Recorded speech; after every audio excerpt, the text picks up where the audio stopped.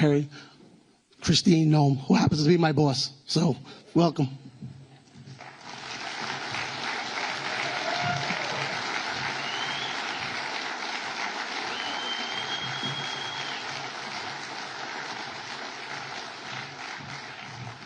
Good afternoon, everybody. How are you? Good. And Tony's doing a good job, isn't he? He's doing a fantastic job. Well, thank you for giving me the honor and the blessing of getting to come and spend some from the bottom of my heart and my family's heart, I want to say thank you. Thank you for all that you do to keep people safe and to uphold your oath to be out in our communities, protecting people from public safety threats, but also being an example to our next generation of Americans. Our kids and our grandkids are desperate for examples to look up to. And the way that you lead, the way that you enforce the law, and the way that you do it with compassion, but also firmness, sets an example for how we want all Americans to live their lives. So just thank you for that, and know that we pray for you, that God will have his hand on you and your families and continue to bless you as you do your work. Listen, I'd like to thank everybody who's hosted me today. I know we've got a host of leaders that are here. We just met with Vince backstage a little bit and talked with him a little bit. Tony obviously has been very helpful. Michael, who is from the New York State Chief of Department, Mark Ross, Craig Miller. We've got Craig Lally as well, and then the Chicago Fraternal Order of Police Recording Secretary Rob is here, and then Rochester Police Locust Club President Jeff is with us as well. But would you give all of those individuals who stepped up into a leadership position a round of applause for what they do to bring everybody together?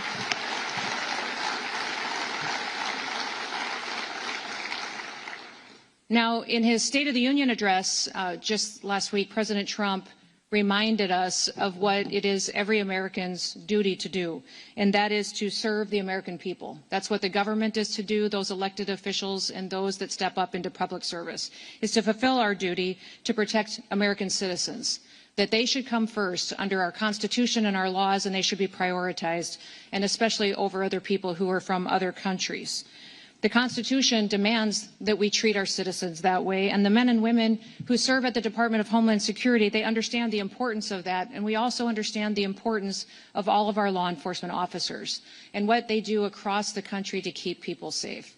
The department was formed after the horrific events on 9/11, and just 2 years later, as Congress put the department together with the support of the president, 23 different agencies who had a nexus and a focus on defending the homeland were put in order to make sure that they were all following the same mission every single day. So it's a very diverse department. It not only has FLETC in it that trains over 130 different federal law enforcement agencies and officers from those agencies. It also includes CBP, ICE, CWMD, which is Countering Weapons of Mass Destruction. So some of you may have gone through some of those trainings to help us detect some of the threats here in our homeland, and also some of the trainings that it takes as far as responding to fires and 911 calls in different specific situations. We have intelligence agencies. We also cover FEMA. FEMA is a disaster response agency, but it also is the agency that's entrusted to run the government on our very worst day.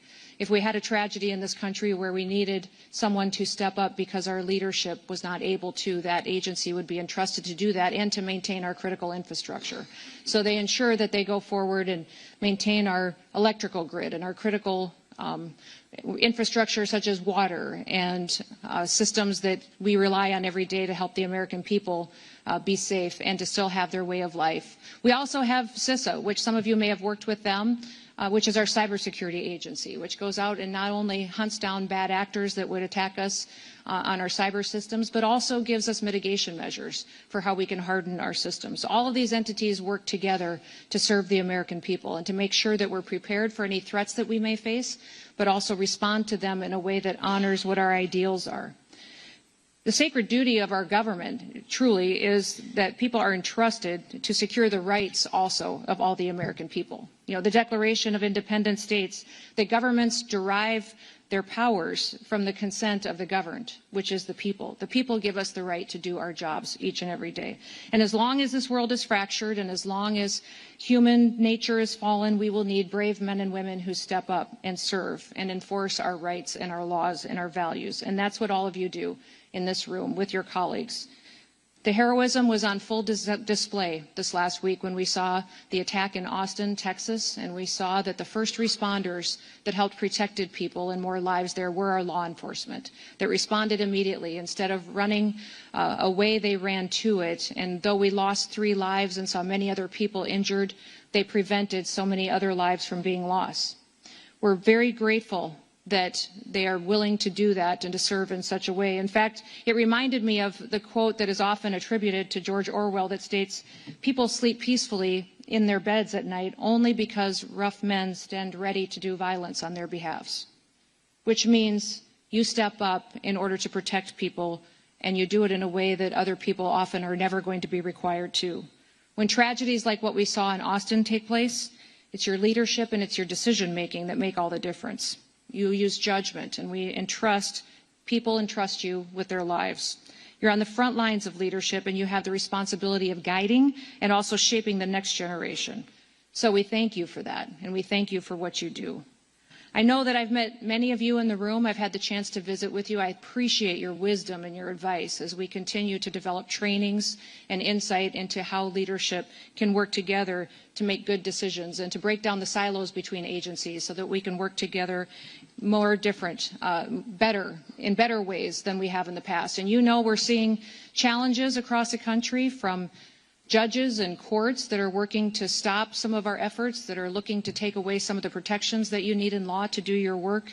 And then also we're seeing some challenges from sanctuary states and sanctuary cities. In fact, after I get done sharing a few more words, I want to hear your questions on ways that we can help you do your jobs. If you're in a situation where the laws may be a little different than it is in other states, or you may have unique challenges that perhaps we could work together on to find ways to help you bring criminals to justice and to protect your community from public safety threats. America is the greatest country in the world, and it's the greatest country in the world that has great cities and great communities. Regardless of where people live, we need to make sure that they have an opportunity to go to work every day safely and to send their kids to school safely every day. Sanctuary cities do give us a challenge because it makes it difficult at times for law enforcement to do their work. And we see that many times when a city cooperates with the federal government, cooperates with our federal officers, that it is safer. In fact, 7 of our top 10 safest countries in the nation are not sanctuary cities. They're cities where the local law enforcement partners with us. They partner with our federal agencies, with the FBI, DEA, ATF, CBP, ICE, and our operations.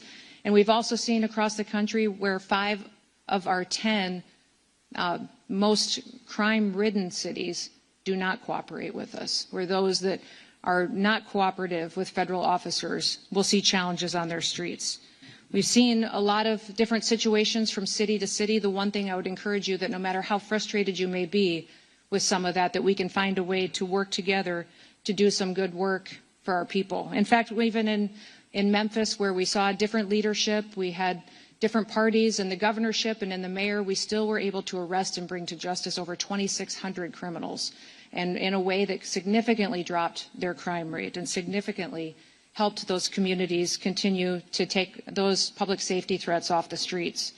We got over 150 different illegal sex offenders off of the street. We saw one of those arrests included a criminal illegal alien from Venezuela that was convicted of aggravated criminal assault and abuse of a child. I'm thankful that that individual is no longer on the streets because of the cooperation of those local law enforcement. We have agreements across the country called 287G agreements. I'm sure you're familiar with them, but there is 3 different models that are available.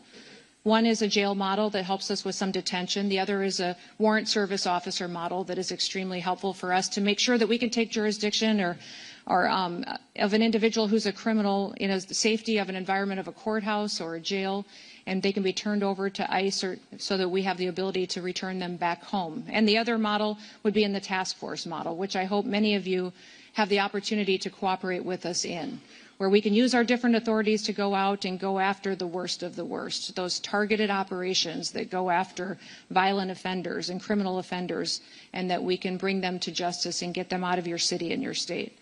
We've seen that program go from before President Trump was in office to only 135 of those agreements across the country signed, to now we have over 1,400 of them in place. And it's been very beneficial to make sure that we've removed over 400,000 criminal offenders out of this country.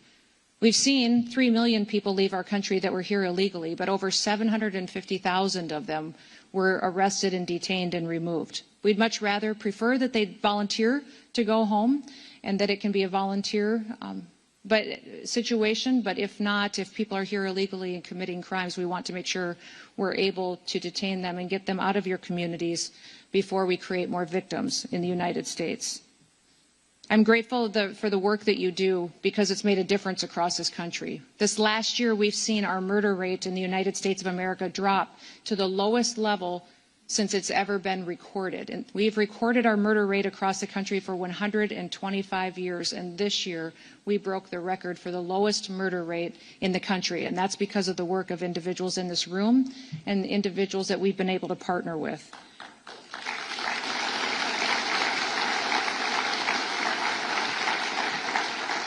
We've also taken 1.7 billion lethal doses of drugs off our streets and stopped them from coming into the United States. That means 1.7 billion people will still be with us because of the work that our agencies and our work has done. Our Coast Guard is an important asset in the Department of Homeland Security, and they've worked with us, and maybe have worked with some of you in the room as well, to help interdict those drugs and stop them from coming into our country. You know, President Trump has been working hard to make sure that he's delivering on what he promised the American people, and that's to make America safe again.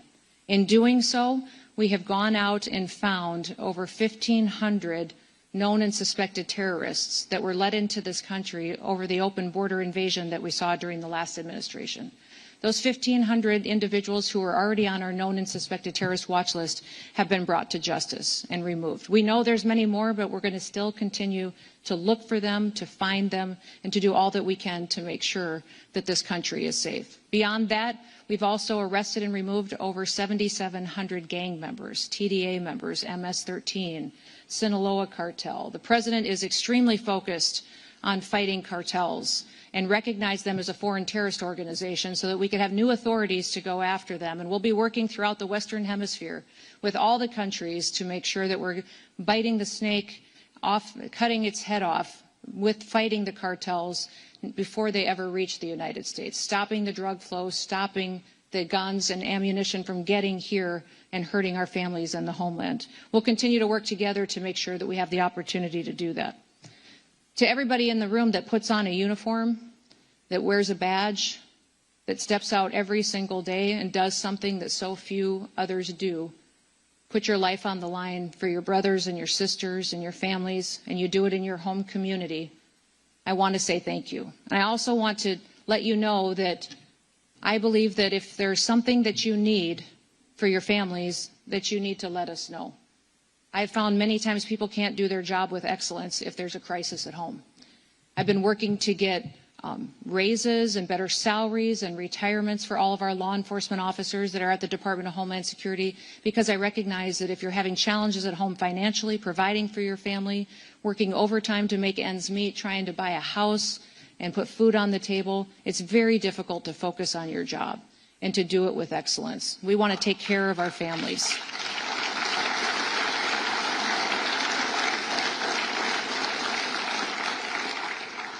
So all of your suggestions and ideas, bring them forward. I will continue to push for that because I'm a strong believer that we need you at the top of your game every day.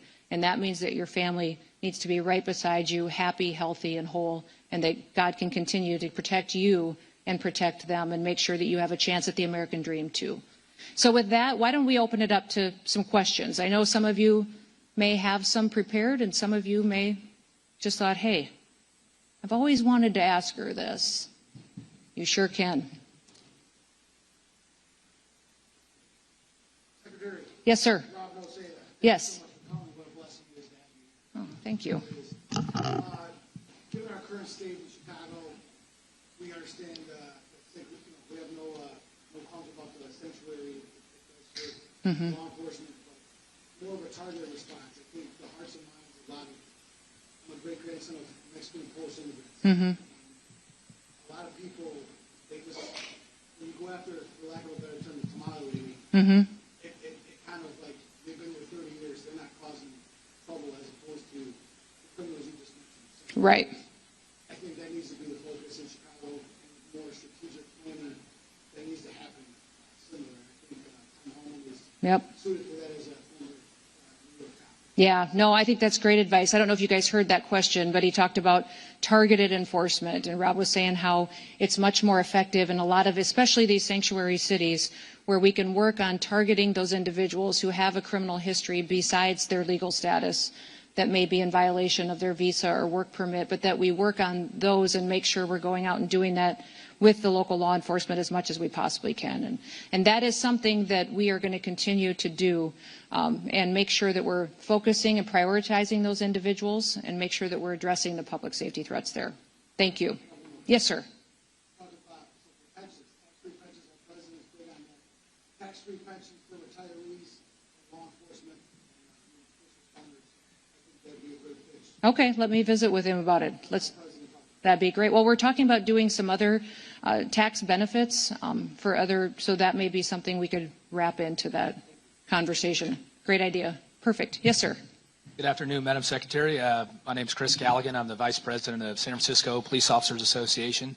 First of all, I just want to say thank you for recognizing major cities and all of our police unions here across the nation. It means a great deal for you to be here today, so thank you for that. My question, local officers have increasingly been on the front lines of Homeland Security, yet we are still funded and staffed like a city responsibility, not a national one. How will DHS ensure local agencies aren't carrying federal priorities on local budgets and with local staffing? So you maybe have some challenges in San Francisco just because of your state laws and local laws that may, although you've got a mayor that works with us very well. That's great. He probably doesn't want me to talk about it a lot, actually, but he has been cooperative, and we have great conversations and talk quite often. And many times in doing law enforcement in your city, if the federal task force is coming in, you know, it's more preferable for the FBI to lead and the Department of Homeland Security to come in supportive roles, which is what we've done, and that works very well in your city. Thank you for your focus there, too. I think the city is seeing some dramatic improvements under this leadership. When you talk about funding, we have tied a lot of our funding that we have for enforcement this year and prioritized over $1.5 billion towards 287G agreements. So we've reimbursed departments that have an agreement, or a county or a sheriff, with funding them on overtime or on benefits, some of the other things that we can do. We've also, on the jail model, obviously reimbursed per beds. If you don't have the opportunity to participate in 287G, I think your best options for funding alternatives would be through some grants that we have at the department.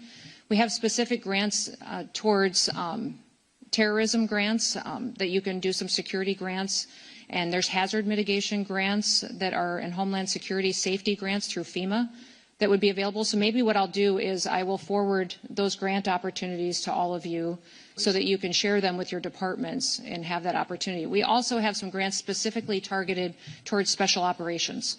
So if you've got some special operations that fit into that category, we could get you some funding that way. Great.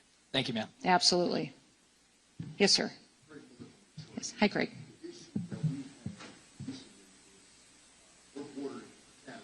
Yes. Mm-hmm. Most recently, one police officer and one sergeant called Border Patrol for assistance, and then after that happened, he tried to fire them for asking Border Patrol to come assist them. Oh, shoot. Most recently, they just suspended both officers for 30 days without pay. The Border Patrol? No, Detroit those police. Officers in Detroit. Yeah, Detroit okay. police.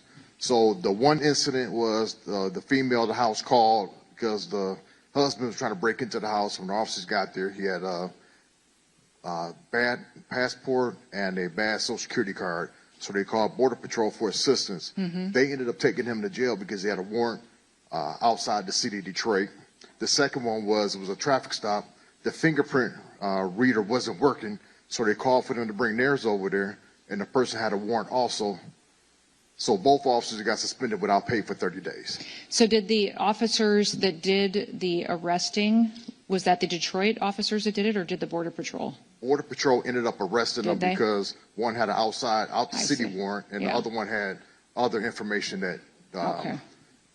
That's one of the things that I think a lot of citizens don't necessarily know, is that CBP and ICE are law enforcement officers and do enforce other crimes that have been committed. But if we can be advocates for those law enforcement officers, we certainly will. And maybe we could come up with some kind of an agreement that would allow those officers to still be able to call on Border Patrol for backup and assistance when they need it. I hate to put them in a situation where now the officers in Detroit, when they need help and need assistance, that they can't call on Border Patrol when they might be the closest asset. So maybe I'll get some contact information from you and see what we can do to work out an agreement with Detroit on being able to call on Border Patrol with some guidance on how those interactions will work. Okay, thank you. You bet. Thank you. Good afternoon, Madam Secretary. My name is Don Famuina, and I represent the State of Hawaii Organization of Police Officers. First of all, I would like to extend our sincerest aloha and mahalo for all that you and your administration are doing.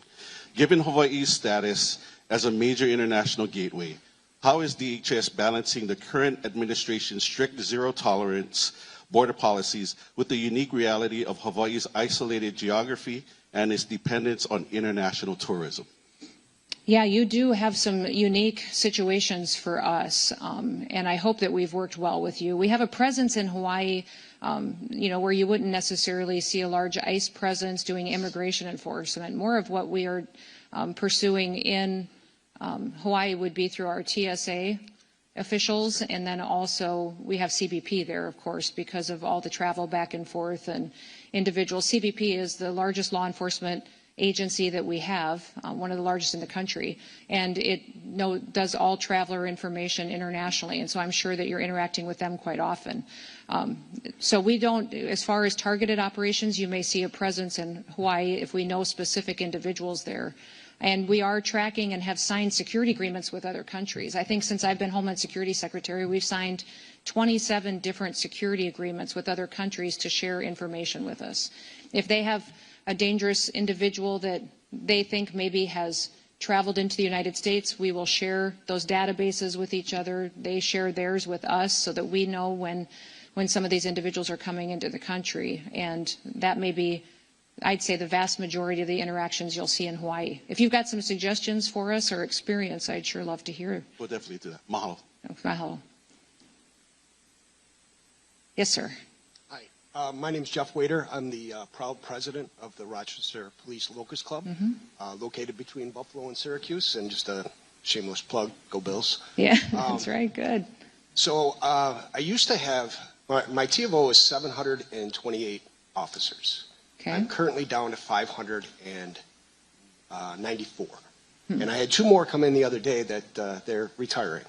And we have a very, very difficult time retaining our members, but also hiring. And I know this is a issue throughout the country, especially in larger communities. My question to you is the federal government and or the Trump administration, are they able to provide bonuses for retention and bonuses for hiring incentives to start building back our staff? I don't know if we do for local and state law enforcement agencies. We have been doing that at our federal level with our departments, CBP and ICE. We have done that. We also, I put in the budget request a 10% increase for all of our federal officers. I wasn't granted that, but we're going to get there hopefully in this next budget round. I will look to see what latitude we have to do that. We'd have to do it in a way of grants with restrictions that it could only be plugged into salaries and bonuses. I think, you tell me, we've done a lot of hiring bonuses. And for me, it is just as important to do retention bonuses. I think it must be extremely discouraging for officers who've served for years to see other individuals hired with a huge hiring bonus while they've been showing up and been dependable and been doing the work day after day and not see that. So it's one of those things that we're working on in our department as well. Thank you. And just a side note to that is that we're seeing things now where officers will buy 3 years worth of military time and they do 17 years and they walk out the door at 20. That's so they're right. not even doing their full 20 anymore. They just want to get out. That's so right. Whatever we can do to help retain them and hang on to them. Did you lose most of your people through retirements and early retirements like that? yes. Yeah. Since 2020, we had our riots and our protests. Our projection right now is by 2030, 54% of my membership will be eligible to retire, Okay. And they're projecting that we'll be down to 500 officers at that point. See, and that's our challenge at the federal level, too. We've got Secret Service is under my department, and we see that, though, through other federal agencies, that we've got the next 2 or 3 years a high number of retirements coming our way. We've done huge recruitment drives, and we've hired a lot of new officers, but we also need to hang on to them and make sure we're taking care of the ones that are with us. All right, let me look at that. Thank you very much. Thank you. Yes, sir. Hey. Good afternoon, Madam Secretary. Thank you afternoon. for taking the time out of your busy schedule to answer our questions. My name is John Crystal. I'm a captain with the Newark Police Department and the president of the Newark Police Superior Officers Association. Question here is, how does the Department of Homeland Security foresee the current Trump administration reconciling federal policies with state policies and referencing to the sharing of information by local and state agencies when it comes to illegal aliens wanted for crimes? Mm-hmm. Some of our sanctuary states, just like New Jersey and Newark, they've implemented policies, executive orders, introduced legislation barring cooperation with the Department of Homeland Security with sharing of this information. Yeah, I was disappointed to see that come out of New Jersey. It's been hard to see that. We've seen several states and governors stand up and say that they were going to stop cooperation and make it illegal to partner with us.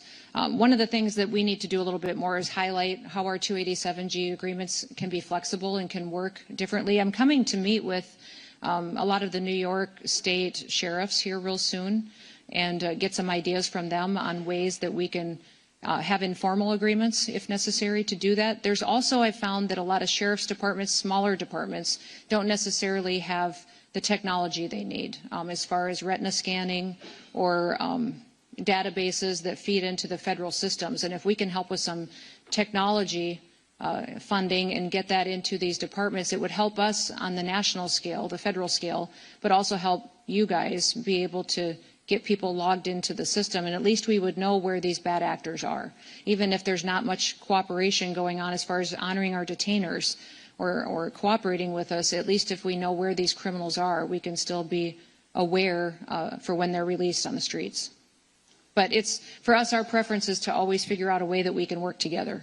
On enforcement operations, at least to be able to have local law enforcement provide backup or respond should we need officer assistance. Beyond that, it'd be great to have these communities honoring our detainers. But I will continue to go talk to these governors, have conversations with leaders and state legislators to see what I can do to push back on some of this legislation we're seeing. All right, thanks very much. Oh, by the way, another question. Are you religious? Because you're the answer to all my prayers. Oh, there we go. I am, sir. And who knew? Oh, gosh. Good deal. You're going to have to top that one. I don't know. I don't know. That's a tough act to follow. Right. Let me He tell you might be something. my favorite. New York's always hard to follow. That's right, it is. Guys, okay.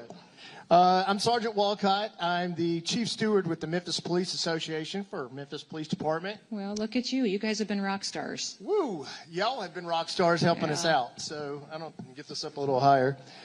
Firstly, everyone in this room knows that Memphis has statistically been one of, and in some years, the most dangerous city in the United States. Mm-hmm. The federal support that our department has received since September of 2024 has been nothing short of a miracle. Our crime rates are much lower when compared to the same exact months the preceding year when we had no help. And I don't mean lower like the national average. I mean lower like our murder rate is down 35%. Mm-hmm. Our aggravated assaults are also down 35%. These are current numbers. Our robbery rates are down 58%. Mm-hmm. And our motor vehicle thefts are down 68%. I say all this to say thank you for this help. And it has been invaluable and truly proves that more law enforcement with reasonable but aggressive tactics equals less crime. My question to you would be the following. I'm extremely concerned about cartel activity, which you touched on shortly ago, all throughout the country regarding drugs and human trafficking, but especially in Memphis, as it's considered a hub for the cartels.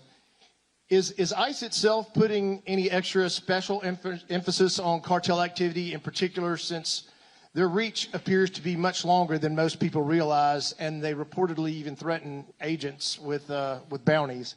And does classifying cartels as terrorists help combat them from that? Is that a tool to help you combat them? It does. When President Trump declared the cartels as foreign terrorist organizations, it opens up the door for a lot more authorities that we can use to go after them. So now, and you've seen him, obviously, partner and take action against leaders even in Mexico. And that is just the start of the operation that we are undertaking as the Trump administration. Listen, what happened under the last administration by having that open border, it allowed the cartels to get rich, to grow, to become, they had unfettered access, and their ability to make money was compounded over and over and over again. They could do whatever they want with the human trafficking and drug trafficking. So they are extremely, extremely wealthy and strong and sophisticated in the technology we see them using against us, and their ability to operate in cyberspace as well, and then with how they're using drones to bring drugs over the border now, and tunnels that are almost like pipelines where they're not even large enough to shoot people through, but they are enough to get drugs through. So we have all kinds of new challenges, and that's why President Trump is undertaking going after the cartels by addressing it from the Western Hemisphere. He will have a big agreement that I'll be there with him on Saturday with the Department of War and the Department of State on how we're going to go after cartels and drug trafficking in the entire Western Hemisphere. So this challenge, we've realized, is big. We've always known that, but if we're really going to address it, we have to look outside of our borders to kill off the cartels before they continue to build up more and more strength and keep killing our Americans. But you guys have done what, I think everybody in the room wants to grow up and be Memphis for what you did. But I would say that the work that happened, just so everybody knows, what happened in Memphis was their mayor was willing to work with us, who is a Democrat, was willing to partner with the federal government, and the resources and dollars that went in were not just from the Department of Homeland Security. The Department of War contributed, the Department of Justice contributed. It was incredible to see different agencies in the federal government go and show up and cover the costs of having that operation and make sure that people there could see a difference and they could see hope again. And people almost need to see it and feel it. That's what happened in D.C. when we did the D.C. operation. Is it took a few weeks for people to realize and feel the difference of what it was like to be in a city where you could walk down the street again, where you could go have dinner again. You didn't have to worry about your car being carjacked if you wanted to go out for dinner that night. And once people feel that, it's almost like they get to feel freedom again, and that's what Memphis is providing to them. So we need to figure out a way to tell your story to other cities and show them that it can be an opportunity to restore their way of life again. Absolutely. Yeah. Thank you for so your much. leadership. You Yes, bet. ma'am. Thank you. Anybody else? Yes, sir. You bet. You mentioned the obvious, which is sanctuary cities are most often the most crime-ridden and most problematic, but the obvious difficulties and implications of having the sanctuary city laws and the states not supporting the feds and things like that. What are some of the vehicles that you guys can use or will use to try to, I don't want to say get around that, but work with the conditions that you guys are under to still be effective as federal law enforcement in those sanctuary city areas? Well, if it's a sanctuary city, we have an opportunity to form partnerships then with sheriffs and do that in a state. Many times sheriffs are elected officials and they're accountable for what their crime numbers are in their counties, and they're very close to the people. So we find a lot of progress working with sheriffs and in those situations. If it's an entire sanctuary state, most of those sheriffs and police departments are concerned about liability issues and the laws that may be on the books. I would say that for all of you, though, to know that a sanctuary state looks very different from state to state. The laws may be completely different. So if you are interested, if you are a sanctuary state or city, I need to come sit with you or have someone from our team come sit with you, really go through with my attorneys your state laws and see how we could still work together and not have you live in fear of being punished or being held criminally liable for not abiding by those sanctuary laws. We can challenge them, and the federal government and Department of Justice is going to be challenging sanctuary states and laws. In fact, today in the House Judiciary Committee, they're marking up a bill in Congress that would ban sanctuary cities and states. that would use the supremacy clause.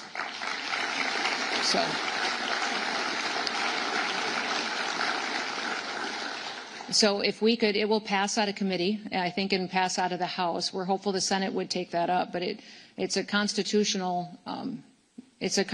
compliant piece of legislation that would fundamentally change the way that we do public safety across the country. So if that can happen in the meantime, we figure out how we can work together to do notification of individuals that may be released or individuals that we could partner with you to get them out of your community.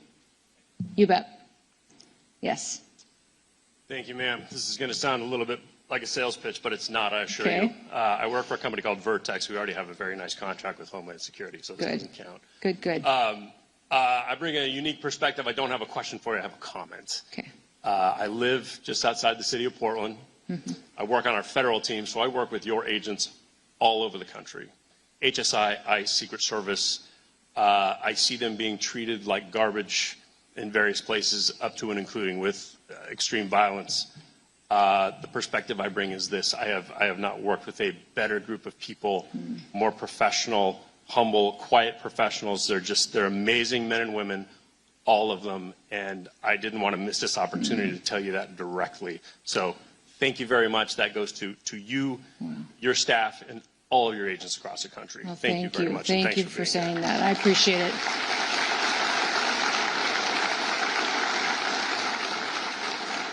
I will let them know that you said that. That means a lot to them. They face some challenging times. They have a lot of good days too, but they're just trying to do the right thing and make sure that we're doing the job and upholding the oath that everybody took when they signed up for law enforcement. So, well, thank you, everybody. Thank you for letting me be with you. You have a fantastic meeting. Thank you for your leadership.